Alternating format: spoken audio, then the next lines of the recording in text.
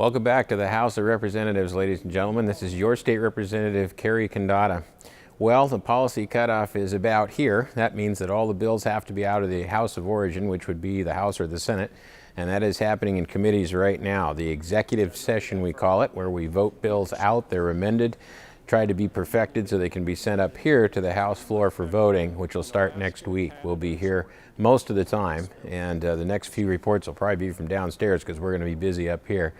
Monumental legislation this last week. I was fortunate to be a part of the negotiating team on the unemployment insurance bill. This is a very important bill. It permanently reduced payroll taxes for our businesses, particularly small business was suffering from very large increases because of high unemployment.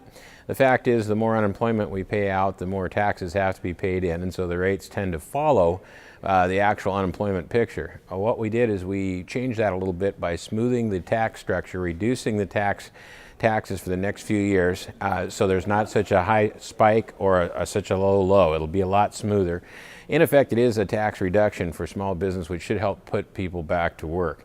On the other side, we did, because we modernized our training program, we've got some money from the federal government that was allotted a couple years ago, but we had to modify our training program to get it.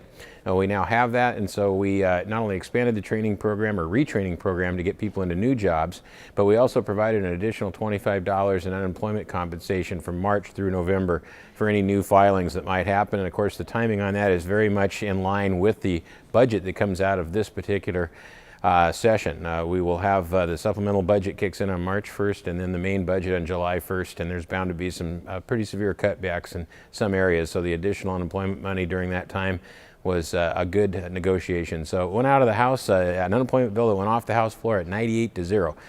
Unanimous vote. I was very pleased to be a part of that transaction. I think some very good bipartisan work here in Olympia.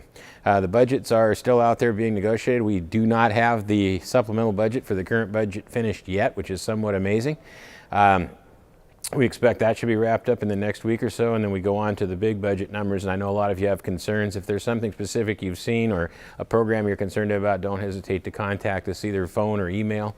We do read all your emails. I'm sorry I can't get back to all of them as fast as I'd like to. The volume this year has been very high concerning budget items particularly. So the fact is we've taken a little longer, but we'll try to get back to each and every person as fast as we can, and we are doing our best to do that. Well, we'll be, as I said, moving to the floor next week. We wrap up committee work, and then when the floor is done, we switch bills, and we'll start to hear Senate bills on this side, House bills on the other side, and the whole process continues. In the meantime, the budget will continue to be the focus over the next few weeks. Stay tuned. This is your state representative, Kerry Condotta, from the House of Representatives in Olympia.